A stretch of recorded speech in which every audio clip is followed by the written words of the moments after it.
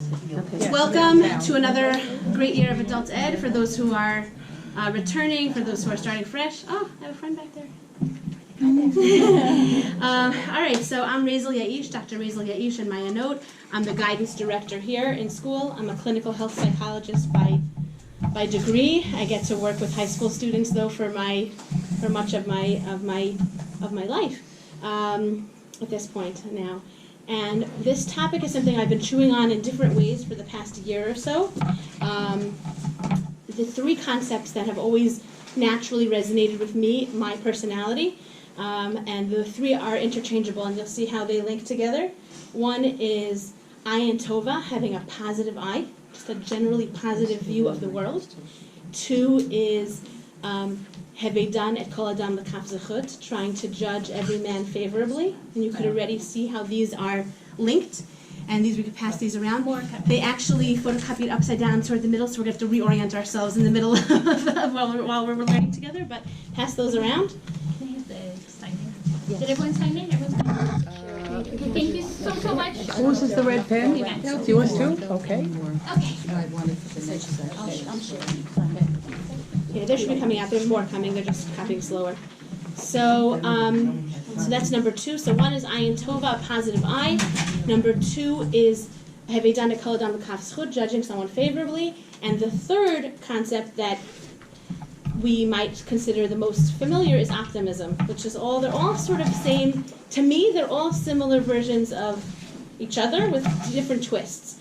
And I've been trying to pull apart, and my good friend Rachel Berg, and anyone knows her, she teaches in YNJ, she thinks that I should pull this sheet apart into like 3 different talks. So I may add another level second semester, and we'll see if we want to enhance it further, if we like this concept. Why is this so connected to this time of year? Part of it I'll kind of surprise you with at the end, but I do think that one of the things we have to do for ourselves, and if anyone's heard me talk already, you know this is a theme that runs through kind of whatever topic I'm talking about, whatever piece of Tanakh I'm chewing on, or whatever topic of Halakha I'm chewing on. I think it's because I'm always working on this, and maybe it resonates with me as a psychologist, is that we have to sort of learn how to also improve ourselves. We're working on midot improvement at this time of year. We're trying, last year I went on this in-depth tshuva hunt. How do we do tshuva is by improving ourselves, working on ourselves. But it's very nice to judge other people favorably, and it's very nice to look at the world with a positive lens, and it's very nice to be optimistic about everyone else. But if you're not optimistic about yourself, or judging yourself favorably, or being kind to yourself, where are we really starting from? So that's kind of how I think it relates to tshuva, because how can we really do tshuva if we don't really believe that we are worthy and that Hashem should forgive us? Why should Hashem forgive us if we can't even forgive ourselves? So we're going to get there with this topic. The way this shir generated, the way that it started, was I was talking on Parshat Shalach. I was talking about Avram Avinu, and it struck me that if there is no greater model of optimism in the Torah than Avram Avinu. Let's look at my sources here in front of us. First, I always have my little cartoon there, rose-colored glasses. I actually looked online about ordering rose-colored glasses. They sell them. They're pretty cute, actually, the little rosy glasses to give out to you guys, but yeah, we don't need more things to throw away. So, Chacham, who is a Chacham? Under there it says, Chatzi kos maleh, someone who sees the glass as half full. Cute. I thought that was a cute little idea there. So, Bereshis, Hashem says to Avraham, go forth from your native land. Vayomer Hashem el Avram, lech lecha me'artzecha mimoladetzecha mibeit avicha el ha'aretz asher e'ereka. He says, leave your parents' home and go wherever I tell you to go. Already right from there, you might say, someone who listens to this command, maybe someone who is grasping onto the concept of ayin tov, like, I just got to believe this is going to be good. Because if I don't believe this is going to be good, why in the world would I do this? Now, you might also say, if you hear God's voice, you would do anything God's voice said to do. But you could actually imagine someone who's not such a positive person hearing God's voice and being like, what kind of God is this? Telling me to leave my parents' home and do something unknown, and the treacherous life that we live in those days, maybe that's not so good. Instead, Avram goes. We go to source 2. We know, Bereshis, the story continues. And the Malachim are now sitting, and these Malachim came to visit Avram in his tent, and they say, Shov alecha ka'et chaya, pasuk yud, v'hinei ben l'Sara, your wife Sarah ishtecha, v'Sara shomat petach ha'ohel, v'hu acharav. the angels are in the tent, and they tell Avram, we're going to come back in a year, and your wife is going to have a child. And source 3 on the next page.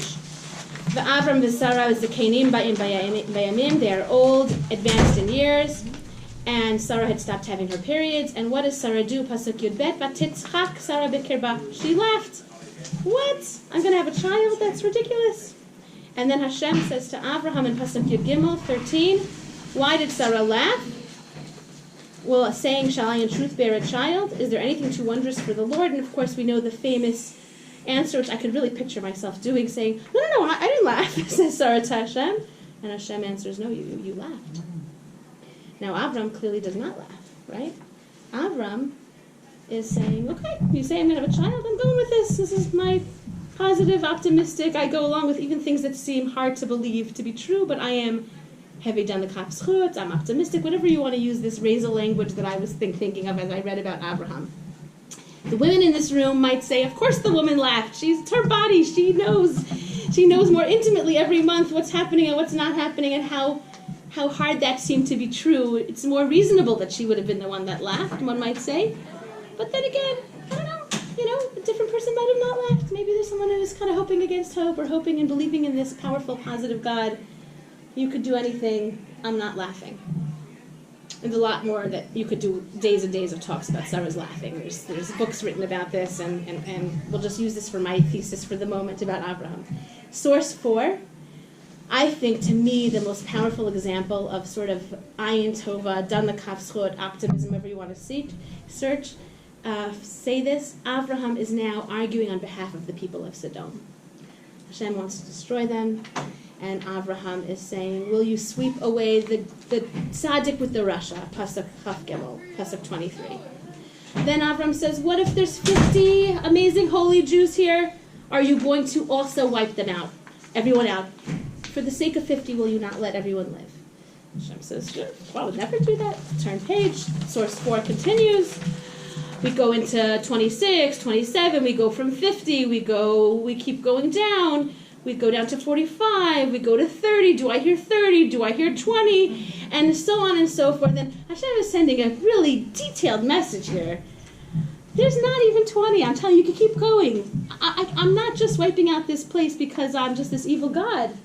There's not a good soul here to be found.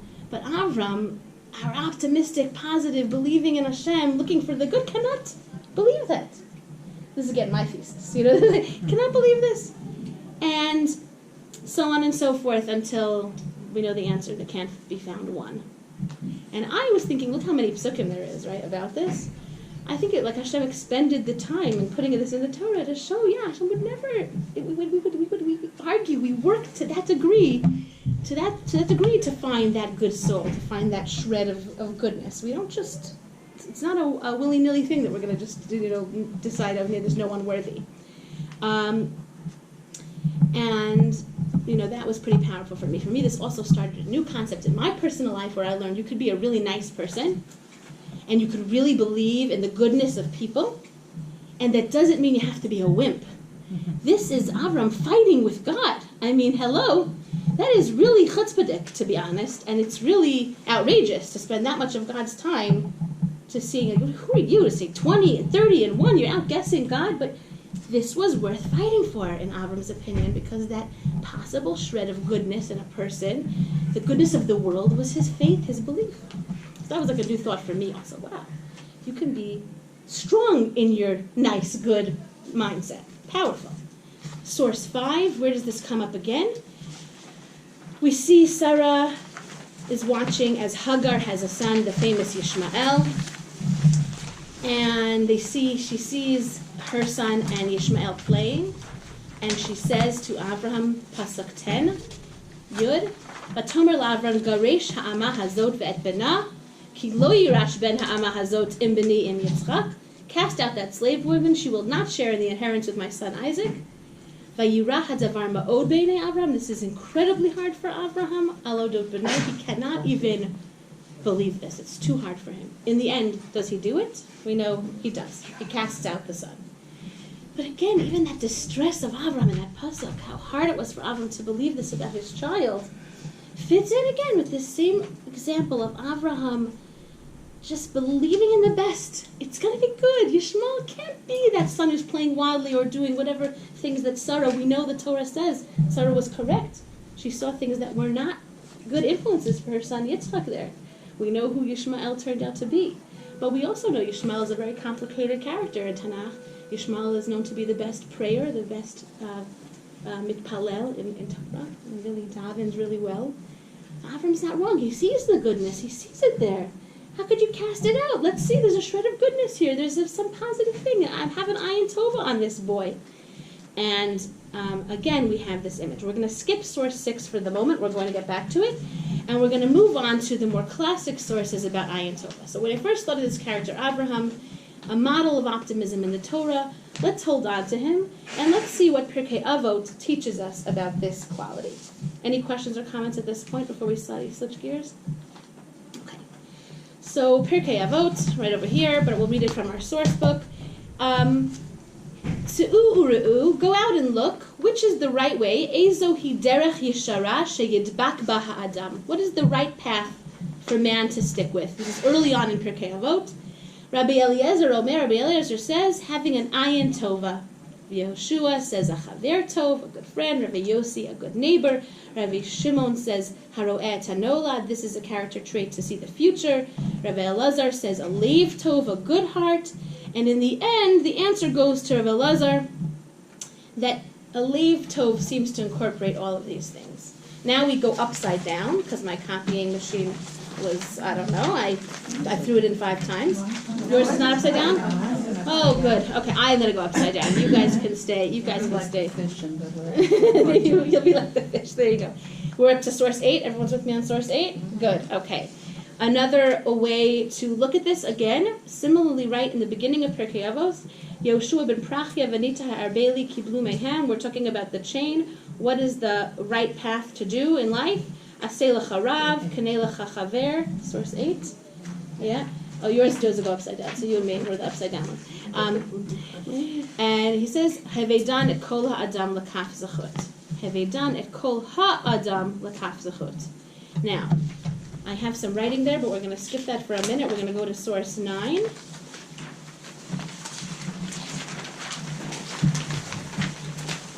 When someone is challenged with a situation where you are trying to figure out how are you hevedan et kol ha'adam lekaf zachut, how are you judging man positively? How do you do that? I'm betting in this room there's a mix of people for whom some that is more naturally easy and for whom some that is more naturally hard. Or there are some people in your life for whom you just have an easier time judging favorably, and there are some people where you just have a harder time also. Rav Moshe Weinberger spoke at B'nai Yeshar. Did anyone go hear him? Was anyone able to hear him? So his whole entire talk, I thought this was interesting. This just came, the room was packed. You couldn't find a seat. People were sitting on the floor, spilling out the doors. And he's a big name in sort of this neo-Hasidic thought that's out in the world now. And the thing he spoke about, basically, was trying to give everyone a break, try to judge each other favorably. That was his whole talk, was about this. I was feeling good that I had chosen this topic, because when he's choosing to talk about this to hundreds and hundreds of people, B'nai Yeshar, and this is a worthy topic. But I was also intrigued, looking at the whole room of people watching him. Is it really so hard that this has to be like a talk to like the entire Tina community that came out? And I guess the answer is it is challenging. It really is. It's not an easy thing to do. He gave many examples of small things that still happen daily in his shul, where people get upset that someone doesn't say good Shabbos the right way, or someone, and there's hard pain that results, and it's hard to believe. I work in high school, where high school is like the breeding ground of everyone trying to figure out their social selves. So there's sometimes people are saying harsh things, and hurting people, and you have to kind of fix it, and you didn't even realize how bad it was, or you did realize. It's not easy to be able to always sort of look at someone in a positive way. So there's a woman named Ayelet Shachar. As I was trying to figure out these sources, I found her source sheet on Sefaria in my other version that I had, that I should have given you. By the way, I had it all 20 photocopies set yesterday, and the heading was wrong. So I brought them in today to re-photocopy with the right time heading on them, and it all it all went haywire. But in there, I had her name written there, and on top of source 9, you would see this is her words, the 2 ways to reframe. Ayelet Shachar, and you could find her source sheet on Safari. You type in her name, and you'll find more sources on Ayin Tov. I also should backtrack by a few more moments to say that this summer, I heard a shiur from Rav Yossi Kamenetsky in memory of his father, Rav David Kamenetsky, Alav Shalom, and almost the same sources were there. I was fascinated. Also talking, his theory was that what made his father so great was that he was someone who had an ayin tova, that just saw the good in all the kids he worked with and the people around, and he's been trying to figure out how to crystallize what his father was like, and that was his. We would also can think of this Torah in his memory as well.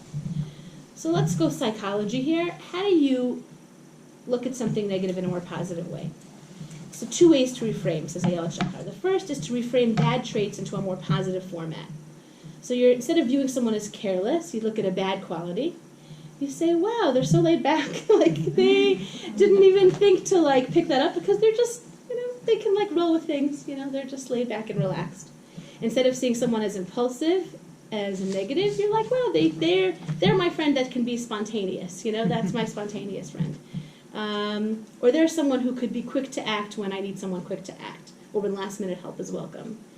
The last one she gives is stubbornness, reframing as dedication and determination. And it's so true. Like, really, these qualities have flip sides of they're totally flips of good and bad. When someone comes to a psychologist's office, it's often when it has flipped too far into one side, where you can't get out. It's only becoming, the negative aspects are the ones that either someone's noticing or that are being exercised. So either it's bothering you or a loved one, that it's become all one way or the other. But in most cases, you can kind of take a positive, lighthearted view the first time something happens, at least. And the second approach, when reframing is not an option, when the thing is just too horrible, the thing is too hard to look past, you try to look at the positive parts. Not that one, because I can't find positive in that trait right now, but maybe someone is really saying tremendous lashon hara and you know it, and you can't forgive it. It's just so much. You can't be around that person. They're just talking gossip all the time. But you can also remember, hey, that's the person that is doing tremendous acts of charity in this community. And, I have to look at that for the moment because that's an undeniable good, even though the other thing is also, right now, for me, undeniably bad. Or maybe a person is flighty and unreliable but is a great listener. So you try to do that kind of trick, and it really helps. And you could go back to source 8, for those for easy to flip back. This is what I was referring to when it says, Heve dan et kol ha-adam l'kaf zchut. We don't say adam, we say ha-adam. We're not looking at one act in isolation. We're looking at the entire ha-adam, the whole ha-adam. The language there is not by chance. Heve dan et kol ha-adam. We are looking at everything, his personality, his background, what he has gone through, and it helps us try to realize what we might have done in that person's place.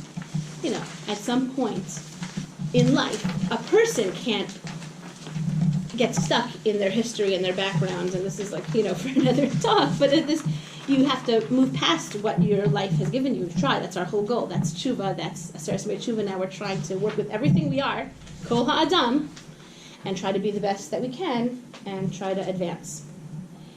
Source 10 takes this right away and says, I don't want to move forward in this talk if I don't stop and be true to myself and say it's not just about the others in the community, it's about ourselves. And source 10 says, ayin tova, and one might argue, might number 1 apply to ourselves. And this is Ayelet Shachar's just colloquial language. If I'm feeling frustrated with myself, I would view things negatively and focus on all the things I'm not doing right, which then leads to a whole bunch of negative thinking. Wow, I've done it again. I'm never going to change. I'm just going to keep banging my head against this wall. Blah blah blah blah blah. And she says, consumption of chocolate, whatever. It's gonna. And however, if I'm going to choose to view things positively, the inner monologue changes. Wow, I've done it again, but I wasn't as bad this time, and it's been a while since I made that same mistake. It's frustrating that I still have the same behavior problem, meaning if it's good we're not God, because we might not be as forgiving, right? But at least I'm choosing to make a change, and I did so many other good things today. I just had a student upstairs. She goes, it's very frustrating. I did something wrong in the summer, and my mother is not backing down. She's not letting me go to anyone's house for Shabbos because she doesn't trust me. And she's like, I tried to show her all the good choices I made within that bad choice. I could have done X, Y, Z. And she goes, all that did was make it worse, because she's like, you could have done X, Y, Z. You were in a place where you could have done all those bad things. Forget it, I'm definitely not letting you go anywhere. She's like, I thought it was a good approach. I actually thought she did make a good case, but, I don't know all the details. But, we're not that mother. We have Hashem on our side, and she's Hashem is trying to say, look at this way. I'm noticing all those small things. And even beyond, we have Hashem who says, I wipe the slate clean, right? That's not done in the human world. No, only Hashem can say that to us, that with tshuva it's clean.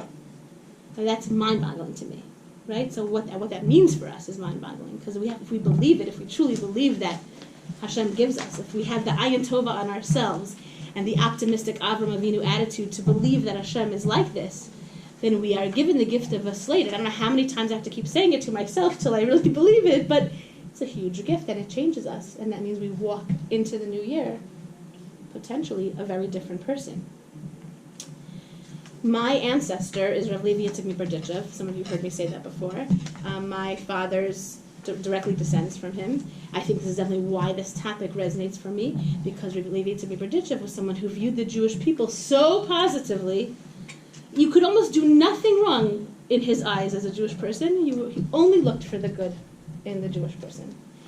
And he was a model that I'm starting to incorporate into my life, like I said before, about Avram fighting with Sodom, where he also was very harif and biting and strong with Hashem when things had to be, when he felt like he had to fight for the Jewish people. But this is a very famous story. This was also in Rav Kamenetsky's source book about the Jew who's fixing his carriage while wearing his talis and tefillin, and all the Hasidim are saying, oh my gosh, this is mortifying. Rebbe, look at this is ridiculous. He's fixing his cart in the middle of prayer. You got to talk to him. And he says, Hashem, look at your Jews. Even while they're fixing their carts, your children are praying to you. Like, boom, right? It's such an amazing, amazing story. Maharal in source 12 takes this idea one step further, explaining how much impact one's outlook has on his or her life. Ayin Tova means that a person should look well on others, wish them well, be happy in their successes. And this is intuitive to us at this point, but a good eye does not refer to a sharp eyesight, but a generous vision, a broad and generous vision.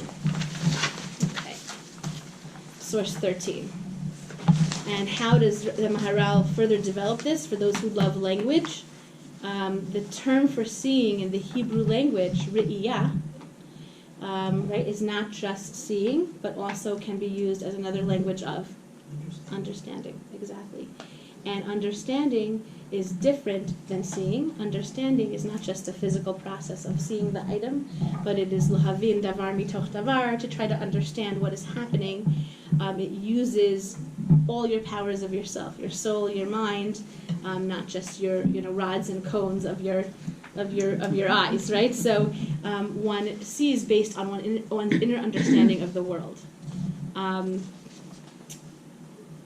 I once was talking about this concept with an older person in my life who just said, it's too late for me, it's done for me. Like, I don't have this look on the world, so I'm going to continue to see based on my inner understanding of the world, which is, you're like a little Pollyanna-ish for me, Rayzel. It's not like that. I can't do that. There's too many hard things, and I'm done.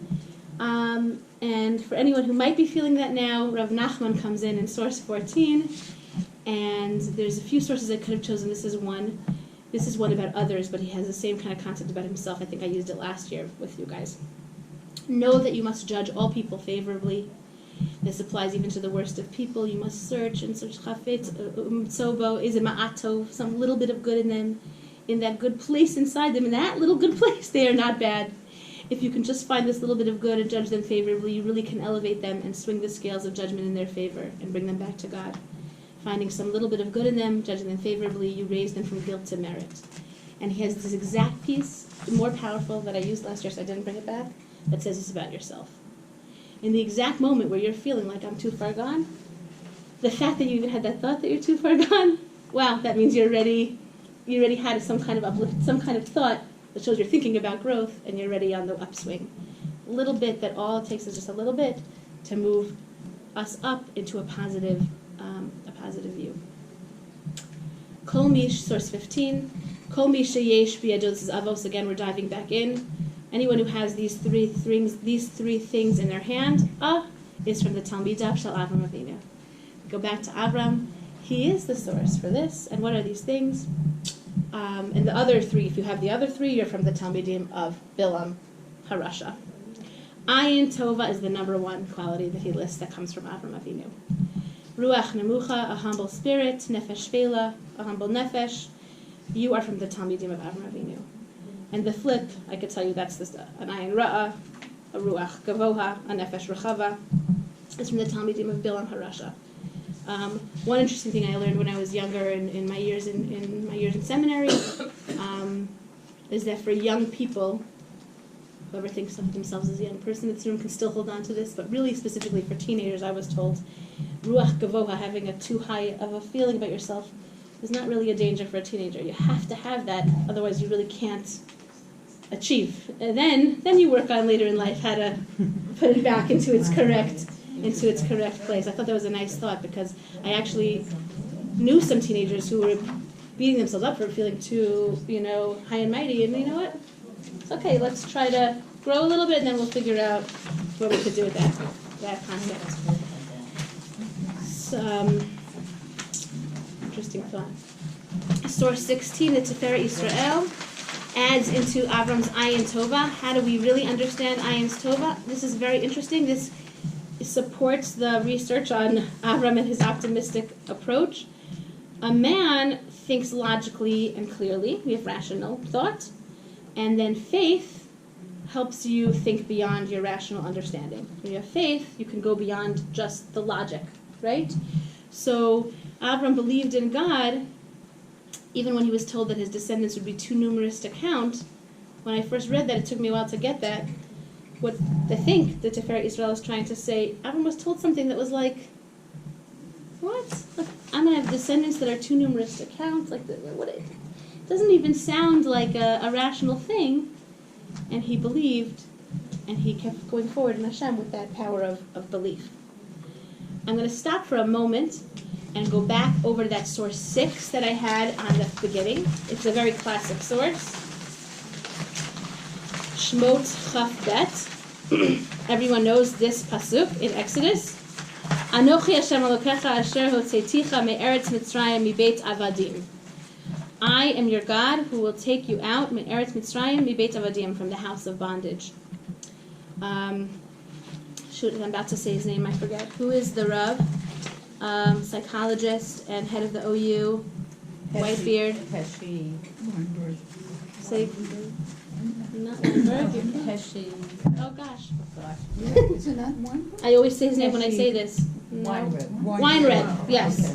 Okay. So this came from Rabbi Weinreb, Dr. Weinreb, who said, where does all this come from? We're telling you that Avram is an Avram Ayin Tova man. Where we want the Jewish people to be positive. We want you to be optimistic. We want you to have a positive outlook. How do we draw upon this? The Jews have also been through some of the hardest times known to man. We're living in a kind of a golden period right now, sort of where we don't have that in our fingertips of like the battles and the wars and those kind of things, but many of us have it very close from parents and grandparents, and we have tons of emotional health and mental health challenges that affect our community nowadays. So that's that's always been there. That will always be there unless Mashiach comes, maybe, or maybe it won't if you go Rambam and everything stays the same. But where does this power to dive into positive come from?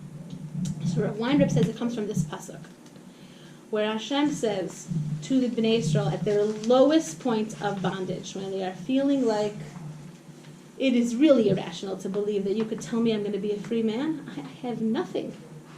I am nothing. They were at the 49th level of Tumah.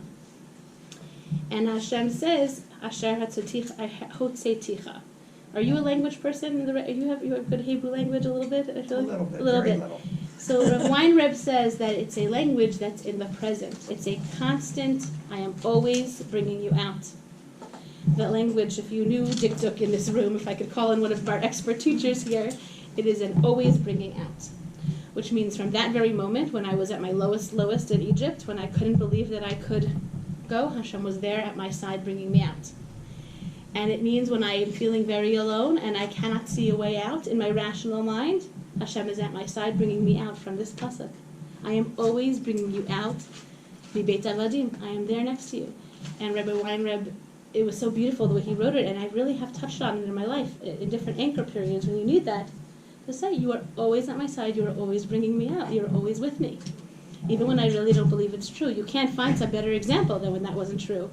I found this book in my mother's house for Rosh Hashanah.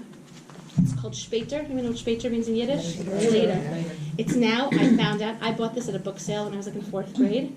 The 2 sets, each one is worth like $150, was the cheapest one I could find online. It's a little story of a boy who missed all the major episodes in Jewish history. It's the funniest book. He misses, what does it start with? He misses Kriyas Yamsuf, the HaTorah, giving up the Torah. He's always missing things because of his excitement. Anyway, it's good endings each time, like he gets something good happens in the end. But when I read this little children's story through the lens of a children's story of Bnei Yisrael standing at Kriyas Yamsuf, and like the way the author was an amazing author, Meir Goddison was his name. He wrote this, you could see the Jewish people standing there saying, what in the world are we going to do? It was so impossible, right? Asher Hotzeiticha gives us that power to say, even when I see a wall of water in front of me and Egyptians behind me, metaphorically, if it's not Egyptians behind you, but something else behind you, there is a way that I can't see, but I believe, and you will help me see the way. And if all the Torah sources and the psychology sources are not completely enough, in my backwards handout, source 17, a 30-year study of people at the Mayo Clinic, and I didn't do my best sourcing on this handout, found that optimists have around a 50% lower risk of early death than pessimists, and a 70% lower risk of heart disease than pessimists, which that we really know. Those studies of type A, kind of hard-driving, hard-to-be positive personalities, the heart disease risk, we know that now. We know the science behind that even because your cortisol levels are up and you're really working your heart muscle in a different way. So if you need to really see like life or death, which the psychologist in me knows that doesn't really help anyway, we could know life or death over and over again. We still need to see other ways to access this. But there's that. My little cartoon of my fish, Chacham, how did it say it there again? Chacham chatzi kos maleh. A wise person sees the glass as half full, not half empty. And then the very last page, it's a little kitschy, but I really like it. So source 19, it's a whole list, and you could come up with many more of your own that can exercise in those moments where you're just losing it because it looks so horrible. And you could try to twist them into something that really is a true positive. And when you find that you, either if you're gifted naturally that you have this, it's easier for you to do.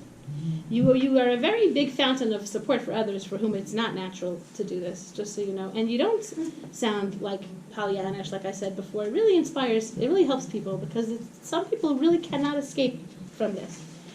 If it is not natural for you and you can echo and try to harness the power of our forefather Abraham and try to hang on to his coattails and the Yetziat Mitzrayim piece helps you, you can really start exercising this, and it helps your kids and the loved ones around you to see life in a different way. And tshuva, like I said, my rap into tshuva, I did it at the beginning because I couldn't resist because I'm impulsive. So I said, the bottom line is really, again, this is the message of tshuva. If we can somehow in these 10 days, one of the many messages of tshuva, if we can, there's also a lot of technical work that has to be done also, but if you can really believe that there is a chance, and you will have that slate wiped clean, and you will have a chance to do good again, and you will have a chance to refresh yourself, then you will have a wonderful new year with new starts and new changes all around. And I give that bracha to everybody, and now open the floor to questions, comments, thoughts. Comment. Yes. The story of Abraham and Sarah tells you that a man should always listen to his wife. Why? I heard this story on, what time is it? Are we past 12? No. Okay. I heard this story of Banish Ginsburg. I don't know if you've heard of him. Banish Ginsburg. He teaches in Israel. And I couldn't catch it, but I want you to Google this, but I'll tell you what I remembered of it. He said he once heard a story that was, he sourced it back to be true. I couldn't totally share it with you, but I'm going to give it to you as like a little treat for us to look up. And once he heard this story, it's the best visual aid in his life that has helped him never fail or try to not fail in Dan L'Kaf Zchut. It's some story from the end of World War II. and there were these fishermen in the ocean, and I'm messing it up probably, but he calls it the flying cow story. Does anyone know the flying cow story? Okay, so we're all going to check this out, and anyone can email me at yaish@mayanote.org, or I'll try to send it to Pam, who can send it all to you if I find the source for this. That there were these fishermen, they were in the ocean, they were in the wrong place, in the wrong time, and the Japanese, the Japanese army said, "What are you doing here?" And they said, "You won't believe it, we're just fishermen, we're not supposed to be here." But a cow fell out of the sky and landed on our boat and flung us off into this place that we're not supposed to be, and here we are. And it was like, that is the most ridiculous story I ever heard. A flying cow fell out of the sky. I am arresting you. Both you are spies, and you are coming with me. Fast forward a couple weeks, there was this mortifying story that got revealed in the news about an army unit that was trying to transport a cow in the sky that they needed for some reason. Oh. And the weight of the cow was making the helicopter or whatever they were using tilt. And so, totally horrible, they threw the cow off the copter. It landed in the ocean. Amazingly, the warden of this jail was listening to the story and heard this embarrassing news that now came out about this like mortifying episode. They should have planned better, and then they had to throw this poor cow into the ocean. And he released the prisoners immediately because he knew that it was true. So he said, Banish Ginsburg said, if you ever are at a loss and you cannot pull up a good reason, just think flying cow. Even if you don't remember all the details of the story, I messed up. Maybe it wasn't even Japanese. I don't know. Maybe I messed the whole thing. I'll find out. It's enough to show you that even in the most outrageous story, it could possibly be some truth there. And so I thought that was cute. So anyway, flying cows and all, have an amazing rest of the season and Yom Tov, and enjoy all the other great shiurim. I was looking at the list coming up. Really good stuff coming up. Fast to everyone. Yes, fast. Thank you. How are you?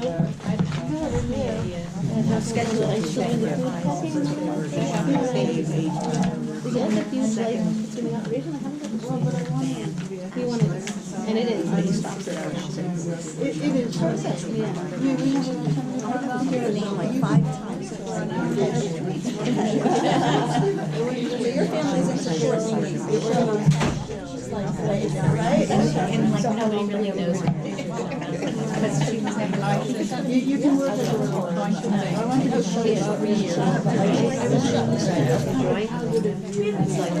I miss the structure, right? I went to the office. I miss the structure too.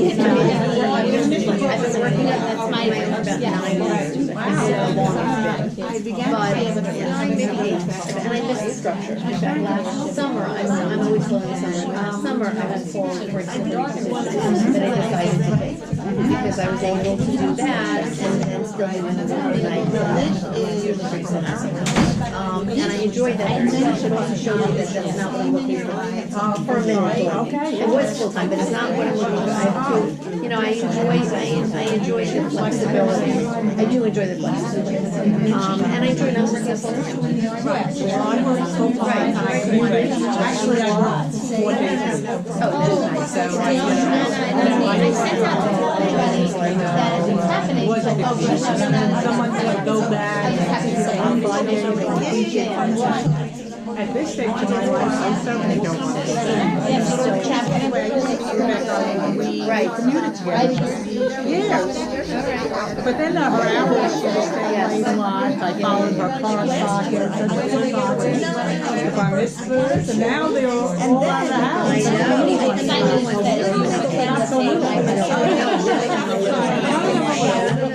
So I see them once in a while, and I've seen the additional cars.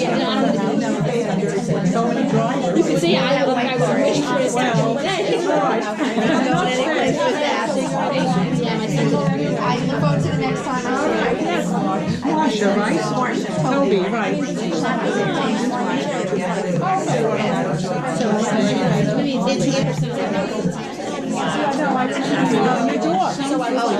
Where do you live?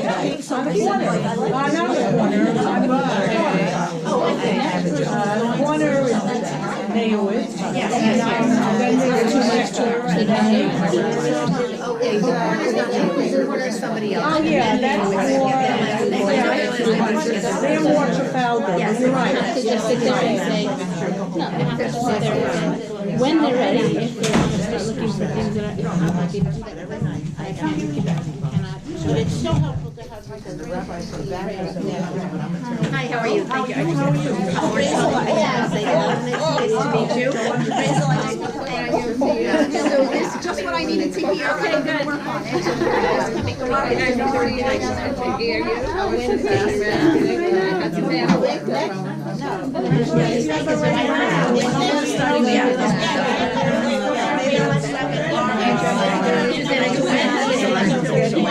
So I'm going to go if I can Monday and Tuesday. I'm done.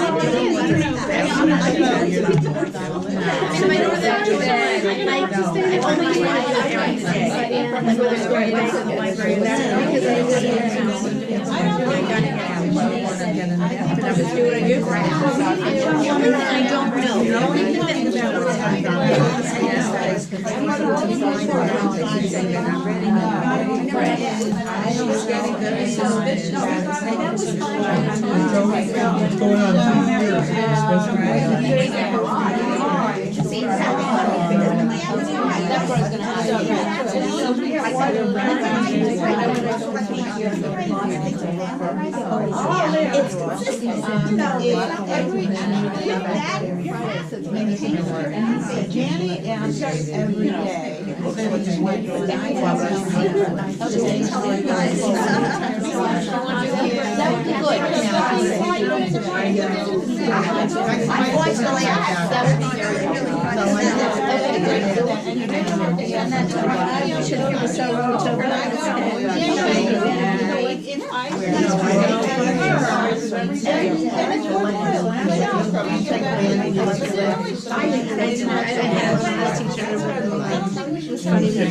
Yeah, that would be great, that would be helpful. Sometimes I gotta get my, but if I cannot math teacher, they're actually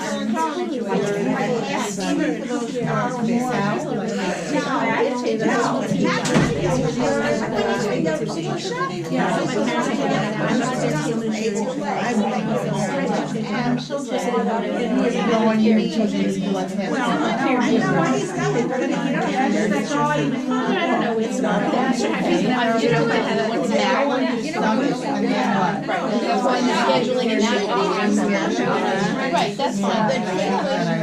It should be a good connection. Thank you. I've gone to many other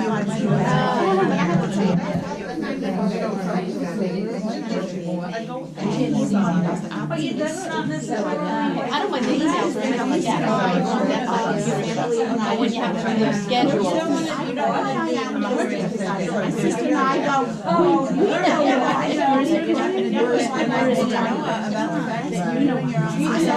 And my sister goes, so they spoke to her mission, and now I see, oh, that's more.